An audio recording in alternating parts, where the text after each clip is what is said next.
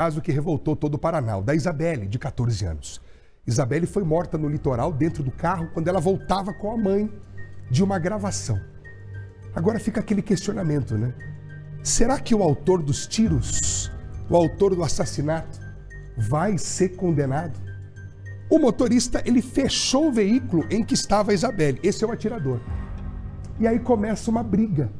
Essa briga termina em tiros e a morte da Isabelle. A Beatriz Frenner está ao vivo comigo aqui, direto de Pontal do Paraná, e ela tem todos os detalhes pra gente. Beatriz Frenner, bom dia. Bom dia, Matheus Furlan, bom dia para todos. Um bom dia aqui ao vivo da frente do Fórum de Pontal do Paraná.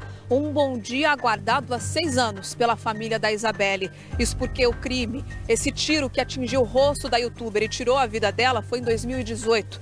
De lá para cá, outras 2 tentativas de tribunal do júri foram realizadas. Todo o protocolo chegou a ser iniciado, mas as datas acabavam adiadas por conta de intercorrências apresentadas pela defesa à juíza responsável. Hoje, então, de fato, esse tribunal do júri começou por volta das 11 horas da manhã, foi dado o início oficial. O promotor de justiça responsável por esse caso teve um atraso de pouco mais de 1 hora, por isso iniciou inclusive um pouco mais tarde do que o previsto essa análise desse caso. Por aqui, no total, 11 pessoas devem falar perante os jurados. São 5 testemunhas do lado da acusação, 5 testemunhas do lado da defesa e também o réu, o Everton, que deve falar então perante aos jurados, apresentar a versão dele sobre esses fatos. Vai ser perguntado tanto pela defesa quanto pela acusação a respeito daquela época, porque muitas narrativas surgiram em cima desse assunto.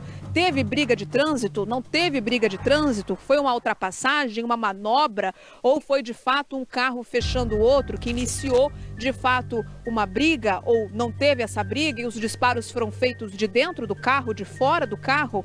Fato é que pelo menos 6 tiros foram localizados pela perícia na época do crime, um deles que atingiu o rosto da Isabelle, a youtuber de apenas 14 anos que estava no banco de trás. Do lado dela, a mãe dela junto, que esteve hoje mais cedo aqui, está acompanhando a análise desse caso. A gente conversou com ela, vamos trazendo os detalhes, trazendo essas entrevistas ao longo do programa de hoje. Como tem muita gente para falar aqui, antes eram 19 testemunhas, foi até reduzido em comum acordo ali entre acusação e defesa, 10 devem falar agora. A expectativa é que pelo menos essa parte de ouvir as testemunhas convocadas seja finalizada hoje, mas aí ouvir o réu e também aí ter o momento de réplica, tréplica por parte de acusação e defesa, isso deve ser concluído somente amanhã. Então a gente tem pelo menos uma previsão de 2 dias de tribunal do júri envolvendo esse caso de repercussão nacional. A Isabelle tinha só 14 anos, ela postava vídeos na internet, tinha um canal com mais de 40 mil seguidores em uma das plataformas digitais. Fazia entrevistas, falava sobre gastronomia, turismo, dicas de moda e alcançava muita gente nas redes sociais. Naquele fevereiro de 2018, ela estava voltando de uma gravação que tinha feito em um evento aqui no litoral do estado, estava retornando para casa quando aconteceu toda a confusão que terminou com a vida dessa adolescente. Para a gente relembrar exatamente os fatos daquela data, preparamos agora uma reportagem para exibir para vocês aqui no Balanço Geral. Beleza, carisma e um futuro brilhante pela frente. Mas, na madrugada do dia 14 de fevereiro de 2018, a youtuber Isabelle Cristine Santos foi atingida por um tiro na cabeça. Foi em Pontal do Paraná, após uma discussão de trânsito. O disparo foi feito por Everton Vargas, contra o carro em que ela estava na PR-412. Naquela noite, Isabelle voltava para casa em Paranaguá com a mãe, outro passageiro e o padrinho, que dirigia o carro. Pelas imagens, dá para ver que o veículo ultrapassa pela direita o automóvel, onde estavam os irmãos Everton e Cleverson, que vira à direita. Pouco tempo depois, o carro da youtuber retorna. O motorista passa devagar pela rua onde estavam os acusados. Na sequência, os disparos são efetuados. Everton alega que atirou em legítima defesa, por se sentir ameaçado pelo padrinho de Isabelle, que, segundo ele, teria dado um cavalo de pau. O atirador é acusado de homicídio qualificado por motivo torpe e porte ilegal de arma de fogo e munição. Cleverson Vargas, que dirigia o veículo, também havia sido denunciado por homicídio qualificado. Em 2019, porém, a justiça decidiu que ele responderia apenas por embriaguez ao volante. Espontânea e de sorriso fácil, Isabeli estava em ascensão. Entrevistava celebridades pelo país para o canal, que já tinha 100 mil inscritos. Rosânia teve que esperar 6 anos para ver o homem que tirou a vida da filha sentado no banco dos réus.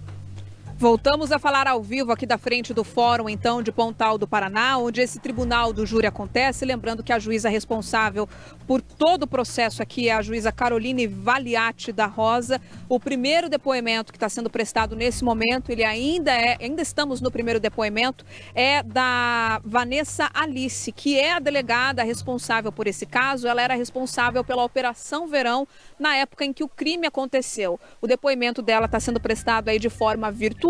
A gente tem informação aqui de que tem algumas contestações, perguntas sendo feitas pela defesa do réu nesse momento para essa testemunha.